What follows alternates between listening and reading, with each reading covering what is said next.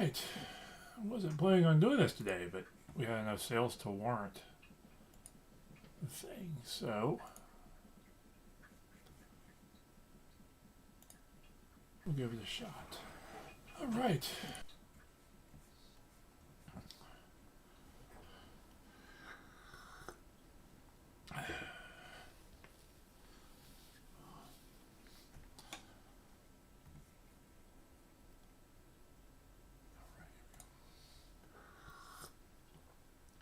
Good morning. Welcome to Coffee and Resales. My name is Ryan. I get stuff from yard sales, garage sales, thrift stores, and other similar venues and try to make a few extra bucks online.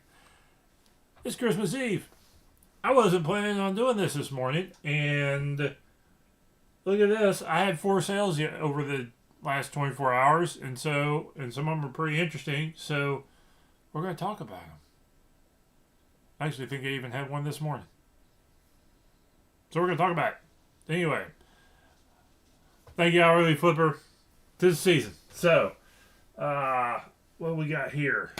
Gonna just talk about a couple. I think I got some listings I can talk about, but not much. I did hit thrift stores yesterday, but nothing that's going to blow the doors open. So, we'll jump on that. Anyway, all right, here we go.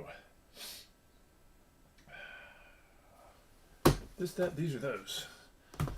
A little least interesting, most interesting, I think. It's not necessarily the... Alright, first up.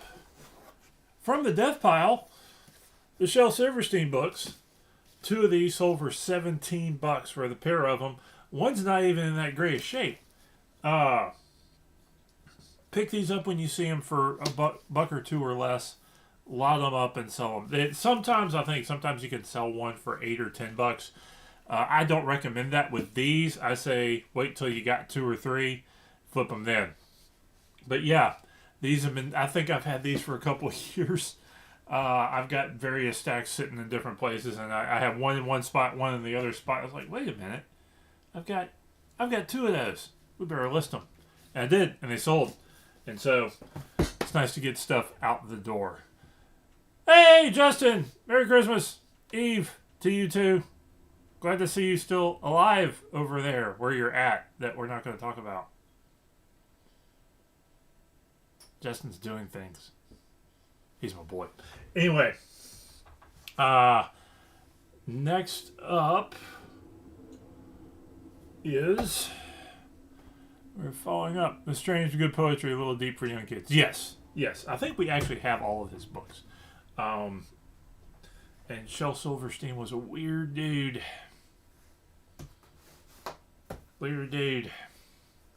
From what I understand. Anyway, next up, the 2959 plan.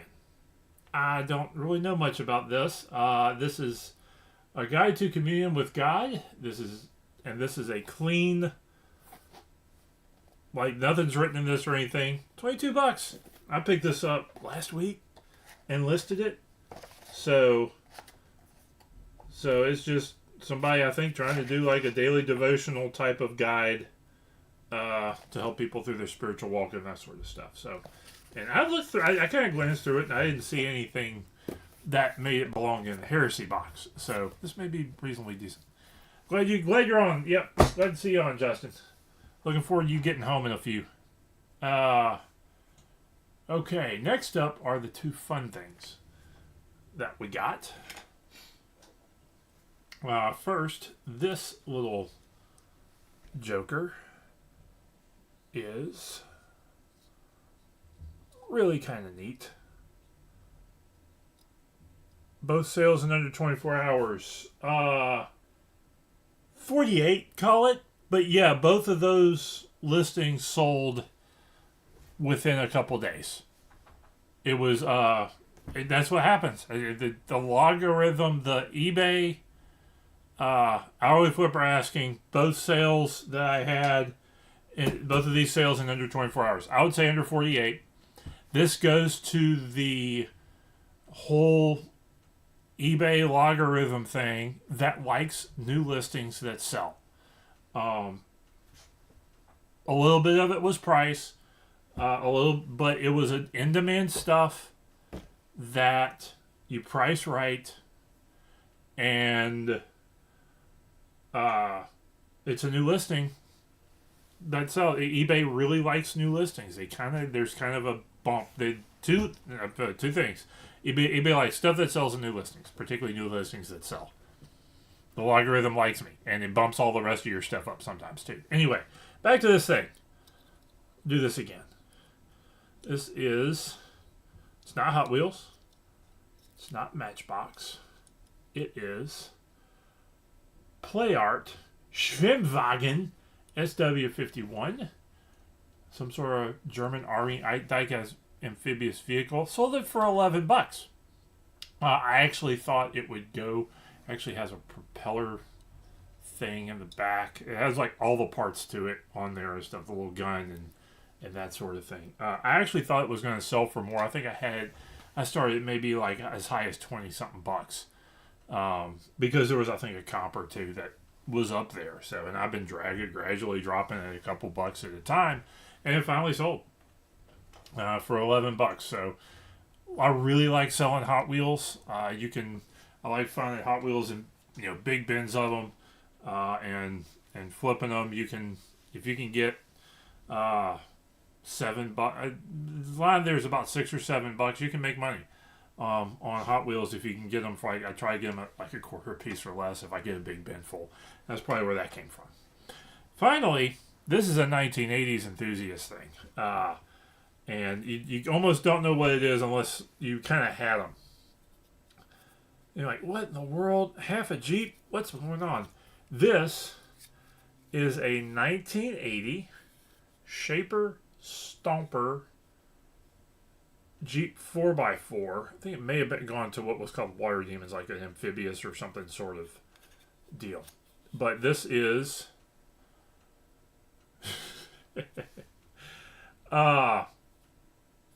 Stompers are the base of this is just a little battery powered 4-wheel drive motorized vehicle, and they had like these interchangeable tops on them. I think you could put different tires on them. I had a couple when I was a kid. They were just little battery powered cars, and people loved them. They weren't super common, but I think everybody seemed to have one or two. I think various companies made them. The Shaper was like the big one. I think Remco had their own. A couple others. But if you see them, grab them. This I'd been sitting on for a while. This went for $35. I had it as high as $75. I think there was a comp one time that had it that high. And again, been gradually kind of pulling it down over time. Finally took a $35 offer on it, and I remember the yard sale I got this at, and so these are real neat. Yeah, hourly flipper. These things still move. I've sold I haven't seen a ton of Stomper stuff, but I've gotten a few things over the last few years, and they've all sold, and they've all sold for a reasonably decent amount of money. So that's my sales. 4 sales over the past 24 hours or so.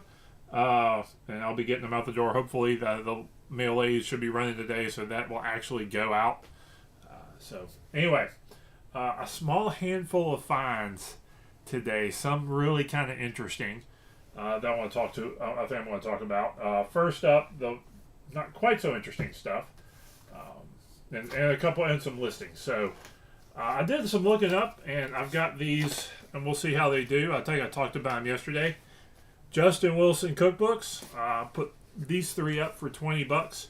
We'll see how they do. It did seem that they were kind of running in that $5 to $8 range individually when people were buying. So I'm thinking a lot will sell. Next up is Elvis portfolio.